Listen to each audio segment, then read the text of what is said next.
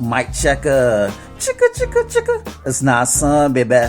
Yeah. A one time, baby. What? For your mind, baby. Yeah. We gon' shine, baby. And what we do, we gon' grind, baby. Yeah. What? And this is another episode. So. A Swingers After Dark. And this is your host. Not son, baby. Here we go. I'm in storytelling mode today.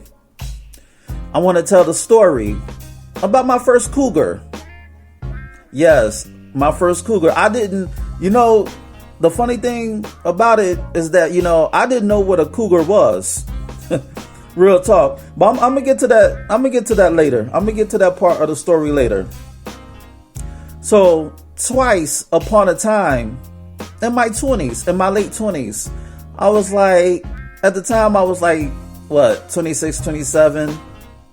I was doing my thing in a dating scene. I was going clubbing a lot, club hopping with the homies. And, at the time I was seeing this chick. She was from Springfield, Massachusetts. She was from Springfield, and I'm going to call her Butter Pecan. So, in my early to mid 20s, I used to rap, and I used to hit the open mic circuits in New York City, particularly Manhattan. I was grinding. I was hitting damn near every open mic and music showcase that I knew of. And at this particular showcase, I met her, I want to say Don Hills. I believe I met her and her aunt at this venue in Manhattan called Don Hills. It was like an open mic event / music showcase. So me and this chick, Butter Pecan, we just hitting it off. We talking, chit-chatting, whatever. We exchanged numbers and we kept in touch. And her aunt was in the music industry at the time. She had her own. I'm not gonna say what her aunt was involved in, because people may pick up on it and they may put the pieces together and guess on some aha type shit. So I'm going to just say her aunt was doing her thing on the journalism side of the music industry. Yeah, I'm going to keep it like that. Her aunt, Butter Pecan's aunt, was doing her thing on the journalism side of the music industry. So, I've been seeing Butter Pecan at, open mics and music showcases, in Harlem, downtown, whatever the case may be. And, we talked on the phone. We started to talk on the phone. She were helping. Butter Pecan was helping her aunt. Her aunt was the media, so Butter Pecan would go with her aunt along with two other people from Springfield, from Massachusetts. They would road trip together. They would take that 4-hour trip from Springfield to New York, and they would network and do their thing on the media side. So me and Butter Pecan, we would talk on the phone, get better acquainted, and then I would go up to Springfield and she would eventually come down to Queens.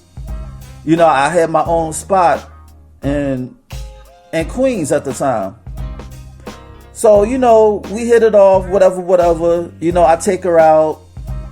We go to the New Yorican Poets Cafe in Alphabet City. Alphabet City is a spot in Manhattan. And they call that part of Manhattan, Alphabet City, because the streets are lettered. You have Avenue A, Avenue B, Avenue C. That's why they call it Alphabet City. So we go to the New Yorican Poets Cafe, and, we just kick it, enjoying the poets and whatnot. And then, we go back to my place. And of course, we do the nitty gritty. We do the grown folks. We do our thing. I had to tap them draws once or twice. Twice is nice. So, we just chilling. And then, that whole weekend, I take her out. the typical gentleman shit. Dick her down a few times, take her out, feed her, fuck her. You know how it goes. Well, I hope you do it if if you're used to getting some pussy. But for all my virgins out there, you take a girl out, you have a good time, and then you come back to the crib for a nightcap. You feel me? So she spent the weekend with me, and it was her time to go. That like watershed moment. That tearjerker when you had a good time with somebody, but you have to depart. So we took the E train to Penn Station. We took the E train to Penn Station, and then I dropped Butter Pecan off to the Amtrak. If you ever went to Penn Station, or if you ever go to Penn Station, you'll notice there's like a waiting area, like a seating area in the middle of the terminal, of the train terminal. So, we sitting down while we waiting for a train, so she could take the Amtrak from New York to Springfield, Massachusetts. So while she's waiting, while Butter Pecan waiting, I see this chick. I see this chick with a fat ass. Now, I was young at the time, and me being me, I wanted to do a little bit of investigation. I wanted to investigate the woman and those jeans, because this chick was wearing the hell out of those jeans. It was like her ass was trying to burst out of those jeans for some air. So I told Butter Pecan, I was like, excuse me, I got to see something. And Butter Pecan, she was like, all right, sure. I forgot what I told her. I forgot the excuse I gave Butter Pecan as to why I had to leave her to do my investigation, to get my detective on. So I go out the waiting area, and I mosey around Penn Station, the terminal, while Butter Pecan is waiting for her Amtrak. I'm trying to see what this mystery woman is about. Now, mind you, I don't know how this chick looks.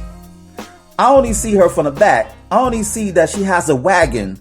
I only see that she has a badunkadunk. You feel me? Like, shorty, her ass was, mwah. It was shapely. It was like shaped like a heart.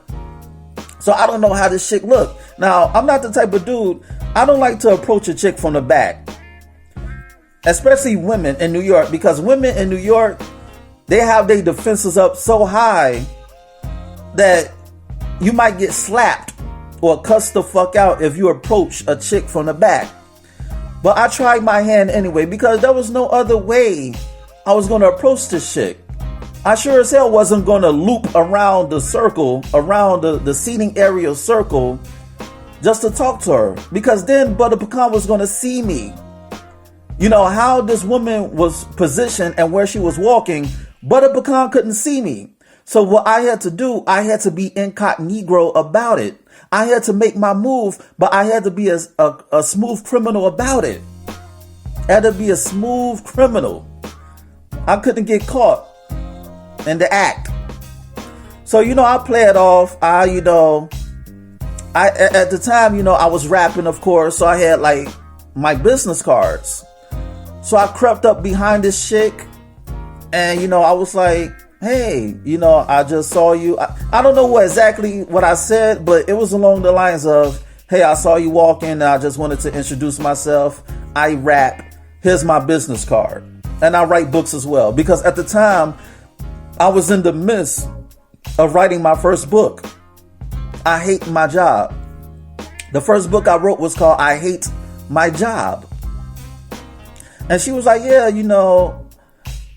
I used to be in the music industry, and, I'm on the verge of writing a book as well. So in my mind, I was like, bingo. I was like, jackpot. That's the jackpot, because we have something in common. We have the music thing in common, and we have the book thing in common. So I'm halfway in the pussy. That's what I'm thinking. in my, in my mind, in my immature mind, I'm like, yo, I'm into pussy. So there's no reason for me to be thirsty. So I'm talking to this shit, we rapping, and Penn Station, I don't want to call them bums. I don't even want to call them homeless. I'm gonna call them unhoused. I'm not gonna call them bums. I'm not gonna call them homeless. I'm gonna call them unhoused. So in Penn Station, you have a lot of unhoused dudes roaming around the joint. So this unhoused dude approached Shorty while I'm talking to her. And dude was like, I rap too. And she really wasn't feeling him like that. It's like she checked out his appearance and she pretty much kept it cordial. She was like, all right. When women give out that nervous laugh, that nervous laughter to say, I don't want to be rude, but I don't fuck with you. Those types, like those type of giggles. So she kind of entertained homie while me and her, we exchanged numbers. We exchanged information. She takes my business card and what have you. And then I go back to entertain Butter Pecan. So, Butter Pecan's train, she got her train number. Her train is ready for people to board. And, I do the lovey-dovey shit. I kiss her on the cheek. I kiss her on the cheek and whatnot. And, and we I don't even know if I kissed on the lip. I just know I kissed on the cheek. But anyway, we do that lovey-dovey shit. And she's on her way. So, days later, I hit up. I'm going to call this woman Jersey. I'm going to call her Jersey. So I hit up Jersey, the chick who I met at Penn Station, at the train terminal. I hit her up. I was like, I don't know what exactly I said. What I said, but I was like, my name is Kane. I would like to get to know you. This, then, a third. Let's have a talk. Let's go out to eat. Let's go on a date. And during our first couple of conversations, she was very quiet. I guess she was quiet because she wanted to fill me out. But she was quiet as a church mouse. No, she was very quiet. So I guess she wanted to fill me out first. To catch my vibe. So we start talking. We start getting to know each other. And she was like, yo, I didn't know how the fuck them dudes knew that I was in the music industry. She's talking about the unhoused dudes. So we had a laugh from that, because she was like, how were they close enough to listen in on our conversation? Because, a lot of dudes in New York, they ear hustle. They ear hustle because everything is a hustle to New York dudes. Like everything is a fucking hustle. So, but they had like the hearing span of an elephant. Real talk. It was like we had some laughs. It was like, how the hell did they know what we were talking about? So we was talking about, where she was from, where I was from. We pretty much had a date over the phone. We were dating over the phone before we met up to see if it was worth our while to link up. So, come to find out, we were compatible and we wanted to link up. So I picked this place called the Fat Black Pussycat. It's a bar and grill. It's like a lounge / bar and grill in the Village, part of Manhattan, in the West Village. So we meet up at the Fat Black Pussycat. Not only I love the name of the lounge, but the food is banging. Like the mozzarella sticks. Listen, the mozzarella sticks, the wings, the fucking the wings, and I forgot the name of the squid. It's like fried squid.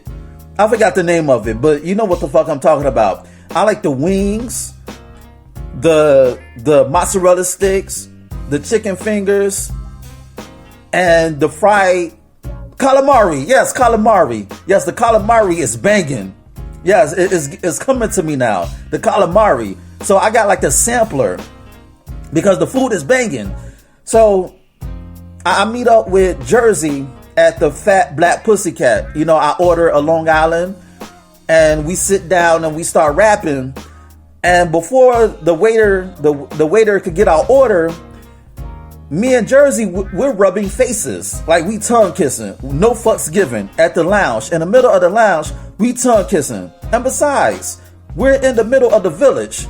And if you ever been to the village, the West Village in New York City and Manhattan, you see all types of wild shit. You know, you see all types of wild shit. So us tongue kissing in the lounge in the middle of the village, that shouldn't be out of the ordinary. But anyway, we kissing, you know, doing our thing. And the waiter, she's standing there like, hello, can I get your order? So we order, me and Shorty, me and Jersey, we ordered this, then the third. One thing led to another. We go back to her place. We take the PATH train, the PATH, the PATH train. The PATH train is a train that takes you from Manhattan in New York City to New Jersey, to Newark, New Jersey. And, you know, we take the PATH train from Manhattan to Newark, New Jersey, and then we take the bus to her place. And she, at the time, she had a studio in Newark, New Jersey. And yo, like it was weird because when I first saw her, I didn't know that she was 2 years away from 50. She was 48 or 49 going on 50. You know what I'm saying? And at the time I was like 28, I was like 26, 27. You know what I'm saying? And what's funny, when we took the bus from Newark, Penn Station, to her house, people were looking at us. They was like, I know this young boy didn't bag this older woman. You feel me? And it didn't hurt that she was wearing some form-fitted jeans and her ass looked like it wanted to burst out. Like, she had one of the perfect asses I've seen in person. So we ride the bus, you know, and we getting stares. Like, she doesn't look her age. She looked like, when I saw her at Penn Station in New York Penn Station, because that's a New York and New Jersey Penn Station. You have a Newark Penn Station and you have a New York Penn Station. I want to clear that up so people won't get confused. But when we were in New York Penn Station, I thought she was in her mid-30s. But come to find out, she's in her late 40s. You know, 48, 49, going on 50. And before we went out on a date, I told my homeboy about it. I was like, yo, I'm going out with this chick. You know, she's 48, 49. I forgot like exactly how old Jersey was at the time. And I was like, I told my homeboy over the phone before, you know, my first date with Jersey, before we met up at the Fat Black Pussycat, my homeboy was like, yo, you going out with a cougar? I'm like, a cougar? I'm like, what the fuck is a cougar? Like, I know it's an animal, but why would you refer to this woman as a cougar? And he was like, yo, my man Tommy, I'm going to say his real name. My man Tommy, you know, he was from Chicago and he moved out to New York. And he, you know, he wanted to get his DJing on. He was a DJ. And, you know, we had like this Chi Yorker connection. You know, we were Chicago dudes who moved to New York. And I also met him at an open mic at this place called the 5 Spot in Brooklyn. In Bedford-Stuyvesant, Brooklyn. But now, because of gentrification, it's no longer Bed-Stuy. It's no longer Bedford-Stuyvesant. They call it Stuyvesant Heights now. But fuck that, it's still do or die Bed-Stuy in my book. But anyway, Tommy was like, yeah, you know, a cougar is an older woman who dates younger men. You know, a cougar is typically a woman in her, you know, in her mid 40s. You know, mid 40s and up, like mid 40s to mid 50s, or nowadays early 40s to mid 50s, around that age range, around that age bracket. I was like, oh shit, so I guess I'm a cub now. Because I wasn't even in my 30s yet. I was in my late 20s. So, me and Jersey, we link up. I told you we link up at the Fat Black Pussycat. We take the PATH train to Newark Penn Station. Then we take the bus. And then we get off the bus to go to her place. And at the time, she had a studio apartment. She had a living room and a kitchen. She had no bedroom. And she really didn't have furniture, but like a coffee table and a sofa. Like a coffee table, a sofa, and a TV. Like a TV, like a TV dresser drawer. I forgot, an entertainment system. She had an entertainment system, a sofa, a coffee table, and a couple of, sofa chairs. It was real cozy. It was real homely. It did not look like a trap house. It did not look like a dope spot. You feel me? It was real homely. I loved the spot. It was real cozy. It was a nice little studio apartment. And, we just chilling, watching movies. And, me and Jersey, we chit-chatting. And, come to find out, she's not all the way single. She's single, but she's not single. You understand me?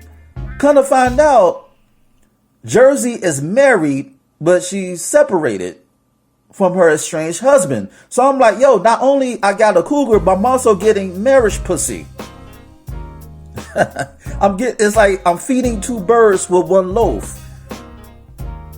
So, we chilling and whatnot. And, of course, I brought my condoms. I brought my prophylactics. I packed the plastic.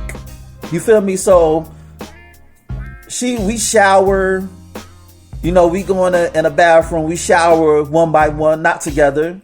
And she put on some lingerie, on some all black shit. So we start kissing, and I put on the condom. And we start fucking. Yo, I was so into this shit that I used 9 rubbers that night. 9, the number 9. And to this day, I never fucked so much in one night. Going through 9 rubbers, 9 condoms. And the cold part about it was that she was on her period. But it wasn't like a flow. It wasn't like a Bloody Mary. She was spotting. But I did not give a fuck, and she did not give a fuck, and we got it in. You feel me? Like, I fucked her on the sofa, on the chair, on the floor. I fucked her everywhere around the house. You feel me? And it was a good time.